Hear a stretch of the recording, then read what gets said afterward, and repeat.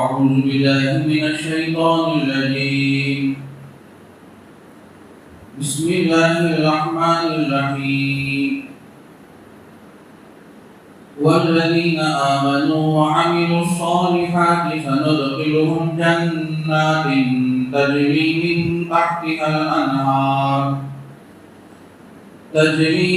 تحتها الأنهار خالدين فيها أبدا وعد الله حقا ومن أصدق من الله قيلا ليس بأمانيكم ولا أماني أهل الكتاب من يعمل سوءا يجز به ولا يجد له من دون الله وليا ولا نصيرا ومن يعمل من الصالحات من ذكر أو أنثى وهو مؤمن فأولئك يدخلون الجنة ولا يظلمون نقيرا ومن أحسن دينا ممن أسلم وجهه لله وهو محسن واتبع ملة إبراهيم حنيفا واتخذ الله إبراهيم خليلا ولله ما في السماوات وما في الأرض وكان الله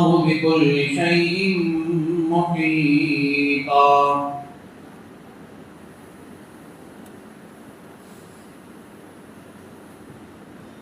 پناہ مانگتا ہوں میں اللہ کی شیطان مردود سے. بسم اللہ الرحمن الرحیم. شروع کرتا ہوں میں اللہ کے نام سے جو بڑا مہربان نہایت رحم والا ہے. جن آیتوں کی تلاوت ہوئی ہے یہ سورۃ النساء کی آیتیں ہیں.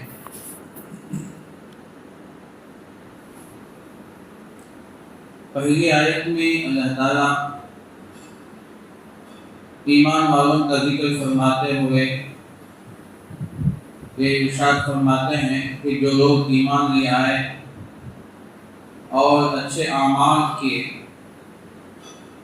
ان قریب ہم ان کو ایسے باغات میں داخل کریں گے جن کے نیچے سے نہریں داخل ہوتی ہیں بہتی ہیں اور اس جنت میں وہ ہمیشہ ہمیشہ رہیں گے. اور یہ اللہ کا وعدہ ہے جو سچا ہے اور اللہ کی بات کی بڑھ کر اس کی بات سچی ہو سکتی. ایمان پر جو نتیجہ ملتا ہے وہ جنت. کہ جو لوگ ایمان لاتے ہیں اور پوری زندگی ایمان پر استقامت کے ساتھ زندگی گزارتے ہیں تو اللہ تبارک و تعالیٰ ان کو جنت اور جنت کی تمام نعمتیں عطا فرماتے ہیں اور ایسے باغات میں ان کو داخل کرتے ہیں جس کے نیچے سے نہریں داخل ہوتی ہیں. یہ قرآن کریم کے اندر اللہ نے جگہ جگہ اس کا وعدہ فرمایا.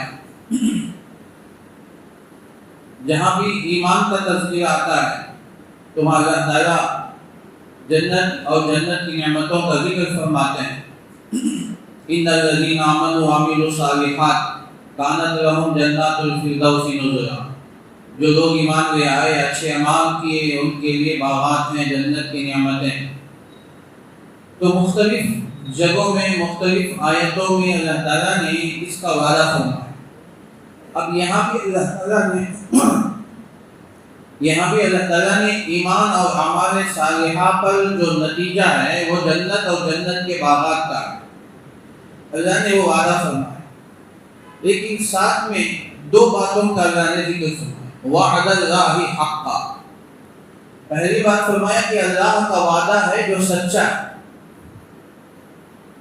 پھر دوسری بات فرمایا ومن اصدق من اللہ قیلا. اللہ کی بات سے بڑھ کر کس کی بات سچی ہو سکتی ہے؟ اللہ کو وعدہ کرنے کی ضرورت نہیں. اللہ کی ہر بات سچی ہے. اگر ہم بات کو قبول کریں یا نہ کریں اللہ تو سچے ہیں. اللہ کی بات سچی ہے. اللہ کے وعدے سچے ہیں. لیکن اللہ کو وعدہ کرنے کی ضرورت کیا ہے کہ اللہ تم سے وعدہ کرتا ہے وعد اللہ حقا وعد اللہ الذین آمنوا وعملوا الصالحات. اللہ تعالیٰ وعدہ فرماتے ہیں ایمان والوں سے اور اچھے اعمال کرنے والوں سے تو اللہ وعدہ کرتے ہیں، وعدہ کرنے کی ضرورت کیا ہے اللہ تعالیٰ؟ اس کے جواب میں مفسرین نے بہت سے اقوال نقل فرما. ایک دو جواب جو ہمارے لیے آسان ہے عوامی زبان میں. انسان کا مزاج یہ ہے کہ جب کسی چیز کا وعدہ ہوتا ہے اس بات پر آدمی ٹھوس طریقے سے یقین رکھتا ہے اور اس پر آگے بڑھتا ہے، اسے حاصل کرنے کی کوشش کرتا ہے. یہ انسان کا مزاج. مثلا دنیاوی اعتبار سے آپ دیکھیں، کوئی کمپنی اگر آپ کو آفر دیتے ہیں تو اس پہ وہ پورے یقین کے ساتھ، پورے ثبوت کے ساتھ کہتے ہیں کہ اگر آپ اس میں انویسٹ کریں گے، آپ اس میں اتنا پیسہ لگائیں گے تو ہم آپ کو اتنا دیں گے، اور کمپنی آپ کو یہ آفر دے رہی ہے، یہ آفر دے رہی ہے. تو جب پیچھے جب وہ آفر پہ آفر دیتے ہیں اور جب وہ پیچھے اس طرح کی بات ہوتی ہے تو لوگ فوراً اس کی طرف متوجہ ہوتے ہیں اور اپنے پیسے اور اپنے اس میں چیزوں کو لگاتے ہیں. یہ انسان کا مزاج ہے. تو اللہ تبارک و تعالیٰ انسان کے مزاج سے بہت واقف ہیں، اور قرآن کریم کے اندر اللہ تعالیٰ نے نفسیات کا بھی ذکر فرمایا. انسان کا جو نفس ہے تو عجیب ہے نفس، تو ان چیزوں کی طرف للچاتا ہے. انسان کا مزاج ایسا ہے کہ جب کسی چیز کا وعدہ کیا جاتا ہے تو فوراً اس کی طرف متوجہ ہوتا ہے اور بات توجہ سے سنتا ہے، بھئی اس میں وعدہ کر رہا ہے. اور اللہ تعالیٰ قرآن میں وعدہ فرما رہے ہیں، حالانکہ اللہ کو قسم کھانے کی، وعدہ کرنے کی ضرورت نہیں. تو اللہ بھی اسی طرح قرآن میں جگہ قسم بھی جو کھاتے ہیں اسی وجہ سے. تو قسم جو کھائے جاتے ہیں، وعدے جو کیے جاتے ہیں، انسان کے مزاج، انسان کی جو نفسیات پر ہے، تو انسان کے مزاج کی وجہ سے اللہ تعالیٰ یہ وعدہ فرمائے. دوسرا جواب یہ ہے کہ ہر چیز کو اس کے ضد کے ساتھ پہچانا جاتا ہے. شیطان ہمیں دنیا کے وعدے کا لاتا ہے. نفس شیطان ہمارے پیچھے پڑا ہوا ہے اور وہ دنیا کی چیزوں کو خوشنما بنا کر، دنیا کی چیزوں کو مزین کر کے، دنیا کی چیزوں کو خوشنما بنا کر ہمیں دکھاتا ہے دیکھو یہ چیز ہے، اور شیطان وعدہ کرتا ہے.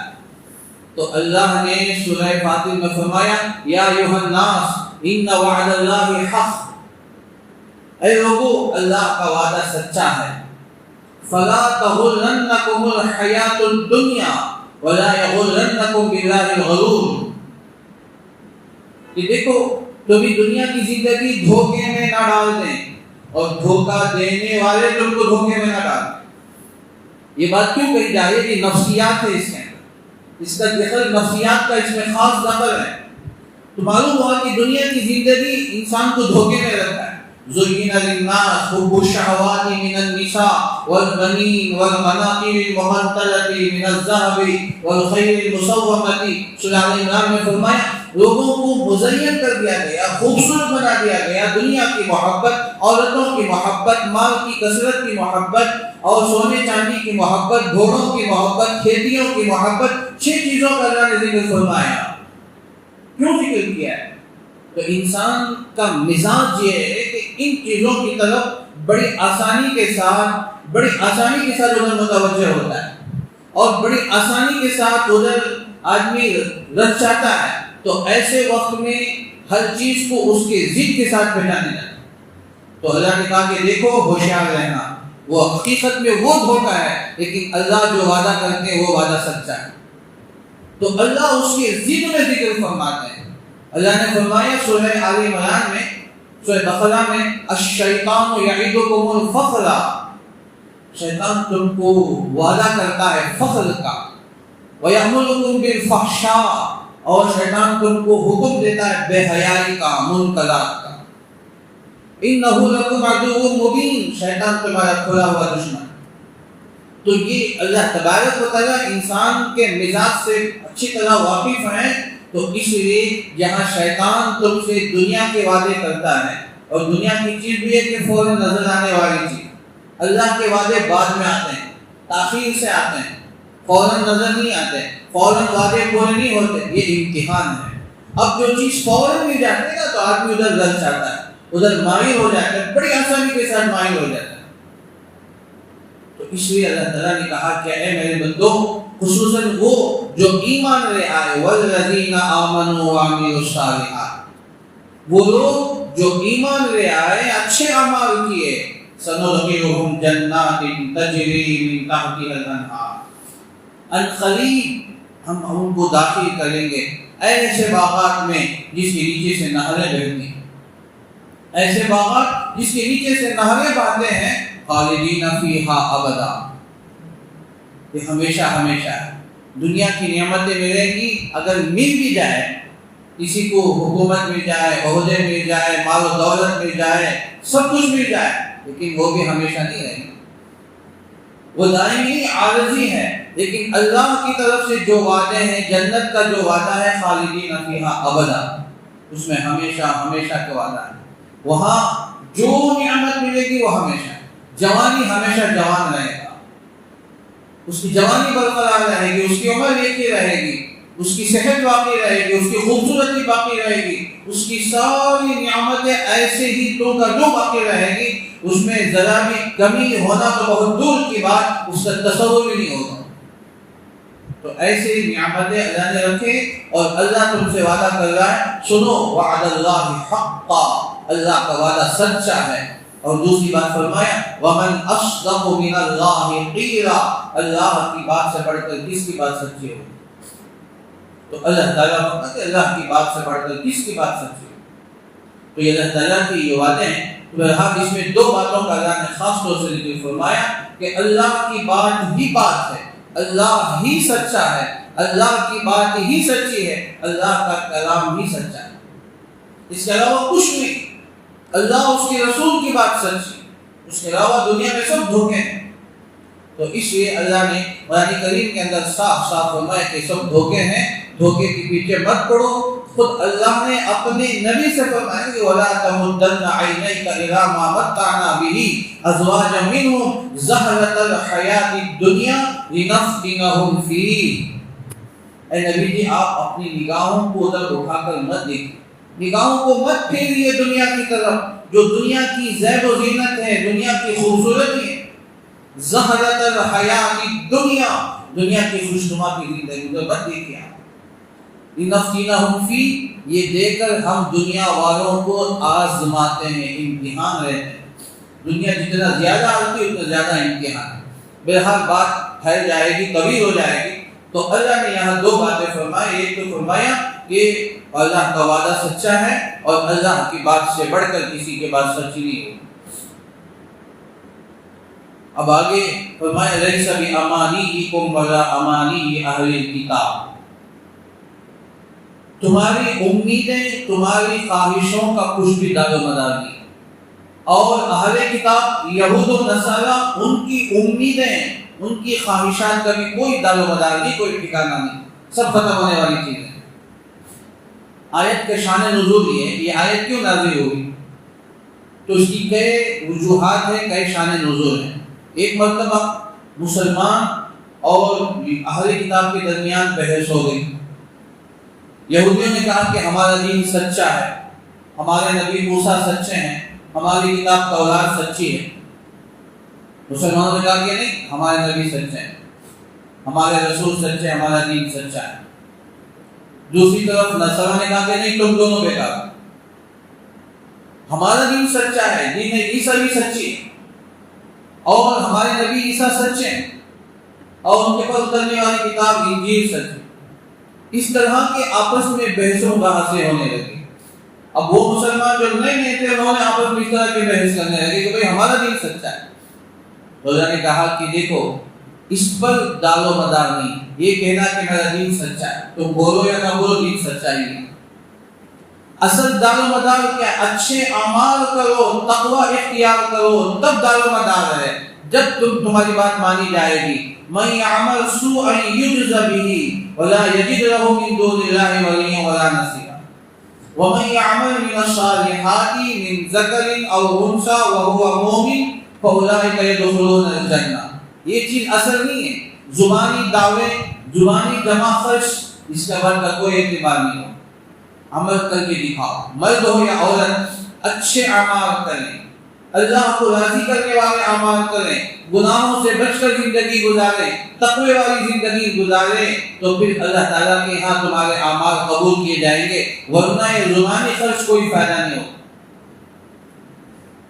صرف میں کہتا ہوں کہ میرا دین سچا ہے، میرا قرآن سچا ہے، میری کتاب سچی، حقیقت میں ہم بولو یا نہ بولو سچے ہیں، لیکن کب؟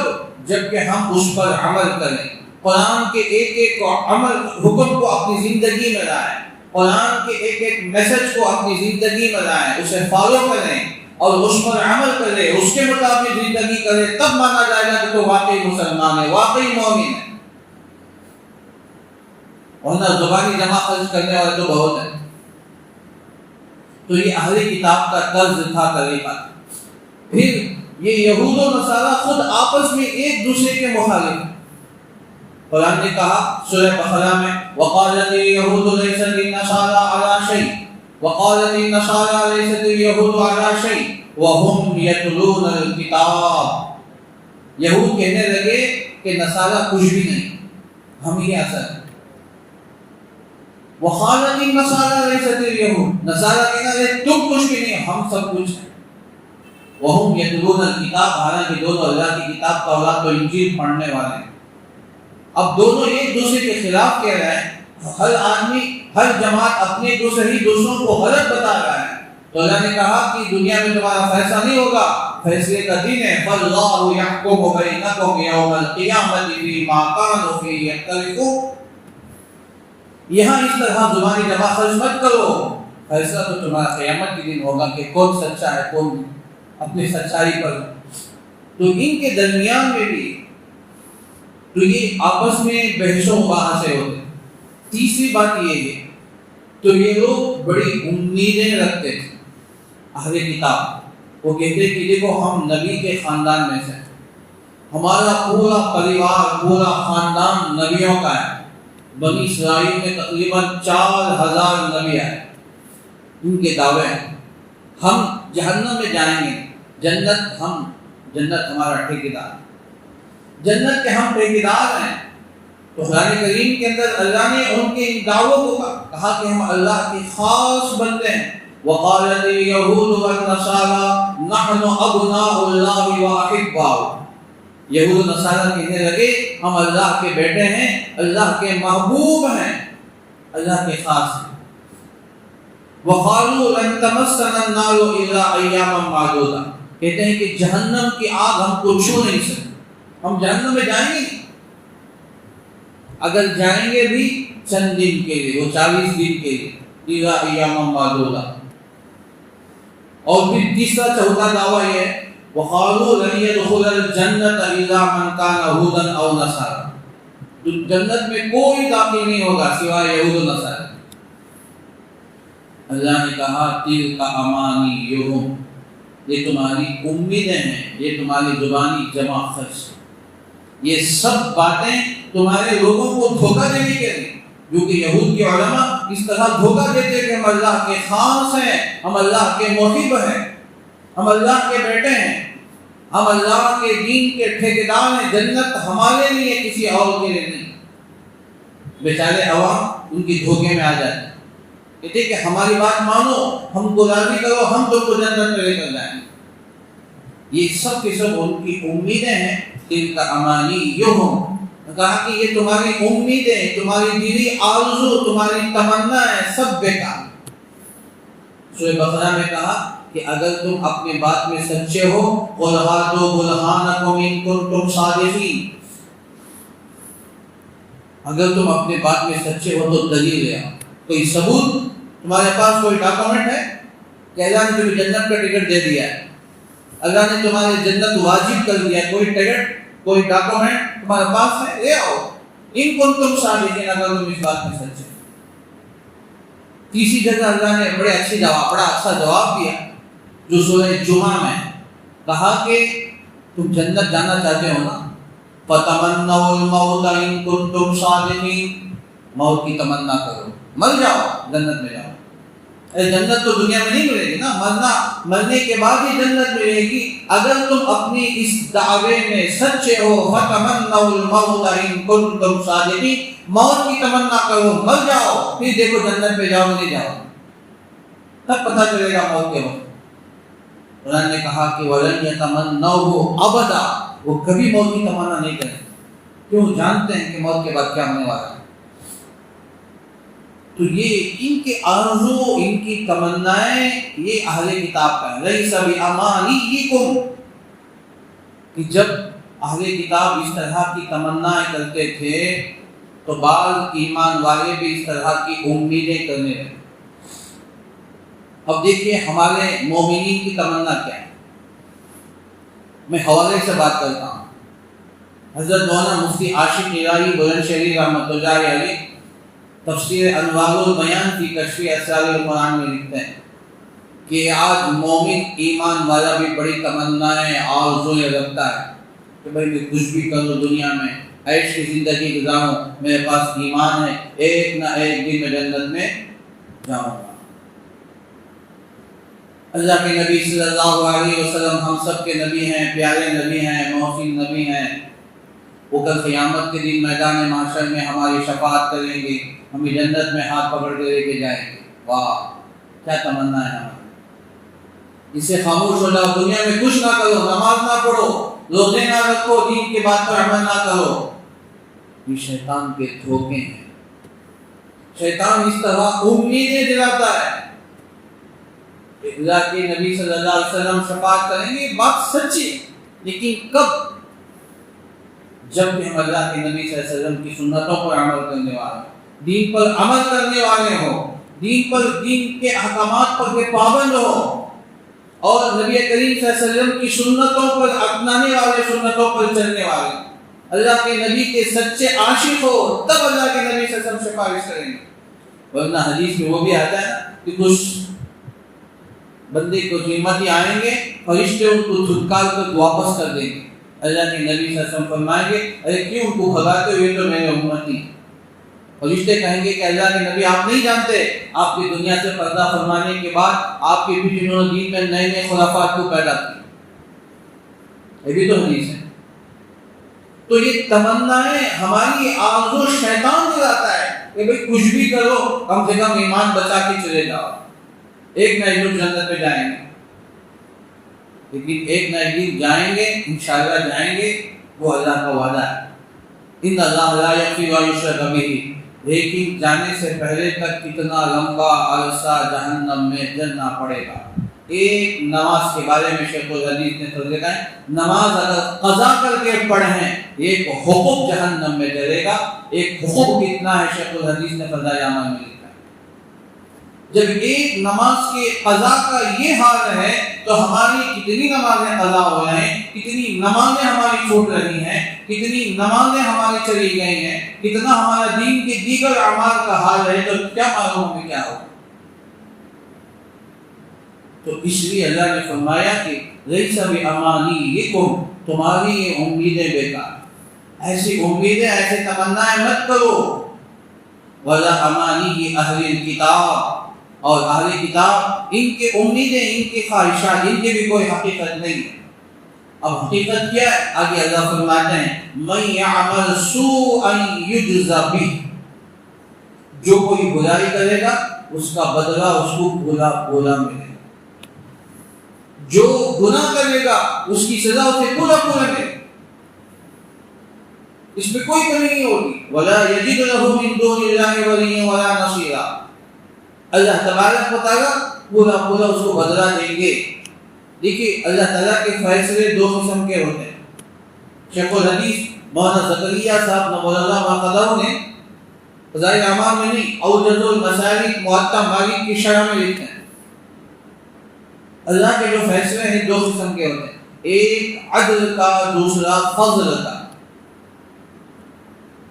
عدل کا فیصلہ یہ ہے کہ اللہ برابر سرابر دیکھیں گے، کہ ایک ایک عمل کو دیکھیں گے، نیکی ہے تو نیکی کا بدلہ دیں گے، گناہ ہے تو گناہ کا بدلہ دیں گے، تو اس میں برابر سرابر ہوگا، ذرا بھی کمی کوتاہی نہیں ہوگی۔ اور دوسرا ہے فضل کا معاملہ، فضل کا معاملہ یہ ہے کہ اللہ تعالیٰ اپنے فضل سے جنت میں داخل فرمائے. کسی کو اول دخول جنت، شروع ہی میں اللہ تعالیٰ بغیر حساب و کتاب کے جنت میں داخلہ فرما دیں گے. کسی کو تھوڑا سے حالات آنے کے بعد میدان محشر کی تکالیف کو برداشت کرنے کے بعد اس کے بعد اس جنت کا فیصلہ ہوگا. کوئی بعض ہوں گے میدان محشر میں مالا مالا پھرے گا، پریشان پھرے گا، اس کے بعد اسے جنت میں جانے کی اجازت ہوگی. اور تو کچھ لوگ ایسے ہوں گے جو اعلاف میں ہوں گے، نہ جنت نہ جہنم، اعلاف ایک دیوار درمیان میں وہاں لٹکے ہوئے ہوں گے. ایک زمان آ جائیں گے، پھر اس کے بعد اللہ تعالیٰ جنت کے فیصلے فرمائیں. اور کچھ لوگ ہوں گے جہنم میں جا کر جل کر کالے کروٹے کوئلے کی طرح ہو کر ایک زمانہ لوگ بھول جائیں گے. پھر اللہ تو نہیں بھولیں گے، اس کے بعد پھر ایمان کی برکت سے اللہ تعالیٰ ان کو نکالے. یہ عدل ہے. تو اس لیے ہم اللہ سے دعا کرنی چاہیے کہ اللہ آپ عدل کا فیصلہ نہ کیجیے، فضل کا فیصلہ فرمائیے. اگر عدل کے فیصلے پہ آ جائے کوئی بچ نہیں سکتا. ہم ایک گلاس پانی کا بدلہ حساب نہیں دے سکتے. ایک اللہ کی چھوٹی سی نعمت جو سانس ہم لیتے اور چھوڑتے ہیں اس کا ہم حساب نہیں دے سکتے. ثم لتسألن یومئذ عن النعیم. ایک ایک نعمت کے بارے میں اللہ کا قیامت کے دن سوال کریں گے، کر کے رہیں گے. فَلَنَسْأَلَنَّ الَّذِينَ أُرْسِلَ إِلَيْهِمْ وَلَنَسْأَلَنَّ الْمُرْسَلِينَ. تفسیر کی کتابوں میں لکھا ہے کل دفتر قیامت کے دن تین ہوں گے. عام طور سے ہم سمجھتے ہیں دو دفتر ہوتے ہیں، ایک نیکیوں کا اور ایک برائیوں کا. یہی تو ہم سمجھتے ہیں، لیکن نہیں، تین دفتر ہوں گے. ایک دفتر میں صرف نیکیاں ہی نیکیاں ہوں گی، اور ایک دفتر میں صرف ہمارے گناہ ہی گناہ ہوں گے. اور ایک دفتر ہوگا جس میں اللہ کی نعمتوں کا تذکرہ ہوگا. اللہ نے کیا کیا نعمتیں دی، کیا کیا نعمتیں دی، کیا کیا نعمتیں. اللہ ہر لمحہ اللہ کی نعمتوں میں ہم پل رہے ہیں، اللہ کی نعمتوں میں ہم ڈوب رہے ہیں. تو ایک دفتر اللہ کی نعمتوں کا ہوگا. اللہ پوچھیں گے دیکھ میرے بندے میں نے تجھے کیا کیا انعامات کیے ہیں، کیا کیا نعمتیں دی. وَإِن تَعُدُّوا نِعْمَتَ اللَّهِ لَا تُحْصُوهَا. اگر اللہ کی نعمتوں کو گننا شاہ و شمار کرنا چاہو تو شمار نہیں کر سکتے. ان میں سے ایک نعمت کو اٹھا کر اللہ تعالیٰ پوچھیں گے اس کے بدلے میں تیرے پاس زندگی بھر کی نیکیاں ہیں. میرے 50 سال کی نماز میں ایک نعمت کا مقابلہ نہیں کر سکتے. وہ بھی وہ نماز جو مقبول ہو، وہ عبادت جو قابل قبول ہو. یہ دفاتر اللہ تعالیٰ پر قیامت کے دن پیش کریں. تو اس لیے اللہ ایک عدل کا معاملہ، دوسرا فضل کا معاملہ. تو مالک یوم الدین میں عدل کا معاملہ ہوگا. ذالک فضل اللہ یؤتیہ من یشاء واللہ ذو الفضل العظیم وان الفضل بید اللہ یؤتیہ من یشاء واللہ ذو الفضل العظیم. اس قسم کی جو آیتیں اس میں فضل کا معاملہ ہوگا. اس لیے ہم اللہ تعالیٰ سے ڈرنا چاہیے. جتنی بھی ہماری نیکیاں ہو تو پھر بھی ہمیں ڈریں کہ یہ نیکیاں ہماری قبول ہیں کیا نہیں. پھر اللہ کی نعمتوں کا موازنہ اگر ہم کریں گے تو پھر ہمارا کچھ بھی نہیں. اللہ کی ایک نعمت کا ہم اس کا پوری زندگی کا بدل نہیں لے سکتے. تو فرمایا وہ واقعہ مشہور بنی اسرائیل کا، تو ایک گلاس پانی 500 سال کی عبادت ہو گئی. وہ واقعہ تم جانتے ہیں. فَمَن يَعْمَلْ سُوءًا يُجْزَ بِهِ. جو کوئی ایک برائی کرائے گا ہم اس کو پورا بدلہ دیں گے. وَلَا يَجِدْ لَهُ مِن دُونِ اللَّهِ وَلِيًّا وَلَا نَصِيرًا. اللہ کے علاوہ وہاں کوئی مددگار، کوئی نصیر نہیں ہوگا. سب بھاگ جائیں گے. باپ بیٹے کو دیکھ کر، بیٹا باپ کو دیکھ کر، میاں بیوی کو دیکھ کر، بیوی میاں کو دیکھ کر، بھائی بھائی کو دیکھ کر، دوست کو دیکھ کر بھاگ جائیں گے. کوئی کام نہیں آئیں گے. تو وہاں نفسی کا عالم ہوگا. پھر آگے فرمائے وَمَن يَعْمَلْ مِنَ الصَّالِحَاتِ مِن ذَكَرٍ أَوْ أُنثَىٰ. جو کوئی اچھے عمل کرے، مرد ہو یا عورت، اس حال میں کہ وہ مومن ہو، فَأُولَٰئِكَ يَدْخُلُونَ الْجَنَّةَ. یہی لوگ ہیں اللہ ان کو جنت میں داخل کریں گے. وَلَا يُظْلَمُونَ نَقِيرًا. تل کے دانے کے برابر، کھجور کی گٹلی کے برابر اللہ ان پر ظلم نہیں کرے. نقیرہ کہتے ہیں کھجور کے اندر کی جو گٹلی، جو کہ عربوں کے یہاں حقیر مثال دینے کے لیے 2-3 چیزوں کی مثال دی. ایک تل کا ٹکڑا، تل کا دانہ اور کھجور کی گٹلی. تو اس طرح کی مثال دیتے ہیں تو اللہ ان کی مثال سے بات کو ثابت کر رہا ہے. وَلَا يُظْلَمُونَ نَقِيرًا، جتنی نیکیاں لے کر آؤ ہم ایک ایک نیکی کا 10 بدلہ دیں. مَنْ جَاءَ بِالْحَسَنَةِ فَلَهُ عَشْرُ أَمْثَالِهَا، لے کر آؤ ہم تمہارے اوپر کچھ بھی ظلم نہیں ہوگا. اتنا کھجور کی گٹھلی کے برابر، اس کے وزن کے برابر. فَمَنْ يَعْمَلْ مِثْقَالَ ذَرَّةٍ خَيْرًا يَرَهُ، ایک نیکی خیر ذرے کے برابر بھی ہو لے کر آؤ ہم تم کو دیں گے، اس کا بدلہ تم کو مل کر رہے گا. یہ اللہ تعالیٰ کے وعدے ہیں. جو کوئی مرد ہو یا عورت، وَمَنْ يَعْمَلْ مِنَ الصَّالِحَاتِ مِنْ ذَكَرٍ أَوْ أُنْثَىٰ، یہاں عورتوں کا بھی ذکر فرمایا کہ عورتیں بھی اگر عمل کرتے ہیں. وَالْمُؤْمِنُونَ وَالْمُؤْمِنَاتُ بَعْضُهُمْ أَوْلِيَاءُ بَعْضٍ، ایمان والی عورتیں ایمان والے مرد عورتیں یہ دونوں آپس میں ایک دوسرے کے دوست ہیں. یأمرون بالمعروف وینہون عن المنکر، اچھے باتوں کا حکم کرتے ہیں برائیوں سے روکتے ہیں. تو یہ ان کا مزاج ہے. تو اللہ نے مرد عورت دونوں کا ذکر فرمایا. جب یہ لوگ اچھے عمل کرتے ہیں فاولئک یدخلون الجنۃ، یہی لوگ ہیں اللہ تعالیٰ ان کو جنت میں داخل فرمائیں گے. ولا یظلمون نقیرا، گٹھلی کھجور کی گٹھلی کے برابر بھی اللہ ان کے اوپر ظلم نہیں کریں گے. ومن احسن دینا ممن اسلم وجهه للہ، آگے فرمایا کہ جو اس سے بڑھ کر دین کس کا ہوگا. کیونکہ اوپر 3 آدمیوں کا ذکر تھا، 3 جماعتوں کا ذکر تھا، ایک یہود، نصارہ، مومن، تینوں کا ذکر تھا. لیس بیامانیکم ولا امانی. اب اللہ اصول بیان کر رہے ہیں کہ اس سے بڑھ کر کس کا دین اچھا ہوگا، عمدہ ہوگا، جو اپنے آپ کو اللہ کے سامنے جھکا دے. وہو محسن، اور وہ اپنے اعمال کو اچھا کرے، احسان کے درجے میں لے کر. واتبع ملت ابراہیم حنیفا، حضرت ابراہیم علیہ السلام کے طریقے کی اتباع کرے تو وہی کامیاب ہو. اب یہ اصول ہے، جو بھی قیامت تک اللہ کے دین کو اپنائے گا اور اللہ کے حکم کے سامنے اپنے آپ کو جھکا دے گا، اپنی گردن کو جھکا دے گا.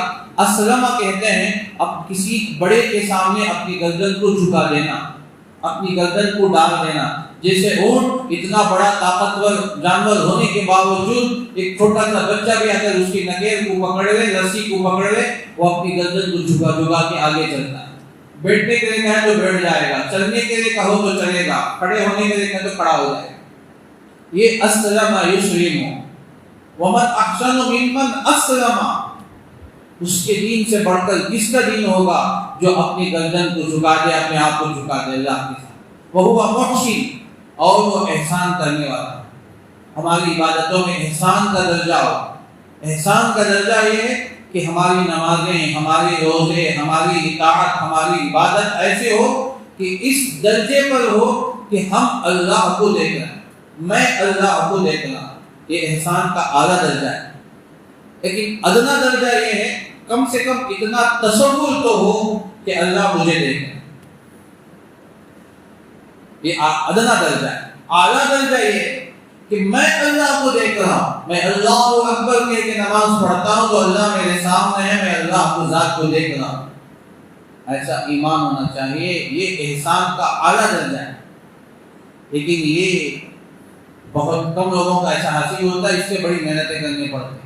لیکن کم سے کم اگر ہم زندگی میں اتنا استحضار تو پیدا کر لیں کہ کوئی بھی کام میں کرتا ہوں اچھا یا برا اللہ مجھے دیکھ رہے ہیں، یہ کیفیت، یہ استحضار، یہ اس کی کیفیت اگر پیدا ہو جائے تو پھر اس کی زندگی بھر کی محنتیں فائدہ مند ہو جائیں.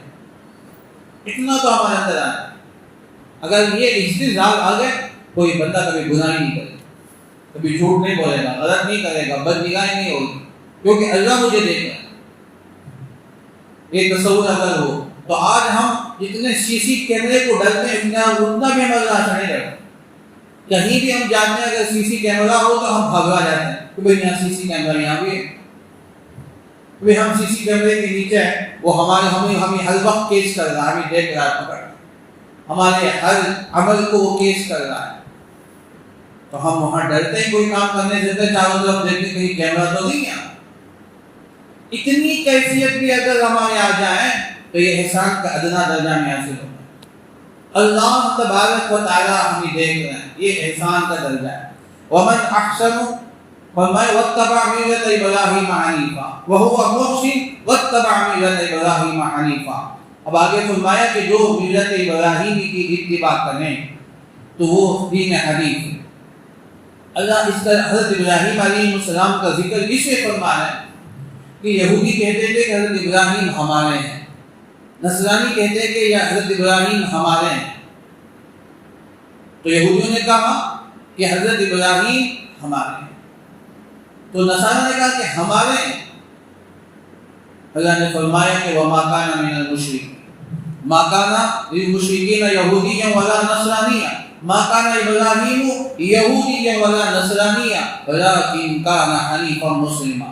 حضرت ابراہیم علیہ السلام نہ یہودی تھے نہ نصرانی تھے بلکہ وہ دین حنیف پر تھے، ملت ابراہیم پر تھے. تو یہ نے اس کی طرف اشارہ فرمایا واتبع ملت ابراہیم حنیفا. اسے دعوے مت کرو، زبانی زباں خرچ مت ہو، بلکہ اپنے آپ کو اللہ کے حوالے کر دے، اپنے ہر عمل کو اللہ کے حوالے کر دے تو وہی کامیاب ہوگا. واتخذ اللہ ابراہیم خلیلا. اللہ تعالیٰ نے حضرت ابراہیم علیہ السلام کو اپنا دوست بنایا. اللہ تعالیٰ نے حضرت ابراہیم علیہ السلام کو اپنا دوست، اپنا خلیل بنایا. حدیث میں اللہ کے نبی صلی اللہ علیہ وسلم نے ارشاد فرمایا کہ سنو کہ اللہ نے حضرت ابراہیم کو خلیل بنایا، حضرت موسیٰ کو کلیم بنایا، مجھے اللہ کا حبیب بنایا. یہ حدیث بخاری کی اللہ کے نبی صلی اللہ علیہ وسلم نے ارشاد فرمایا. اور یہ فرمایا کہ دیکھو حضرت ابراہیم علیہ السلام اعلیٰ درجے کے نبی ہیں. کل قیامت کے دن جب اٹھیں گے سب کے سب بغیر کپڑوں کے ہوں گے، ننگے ہوں گے.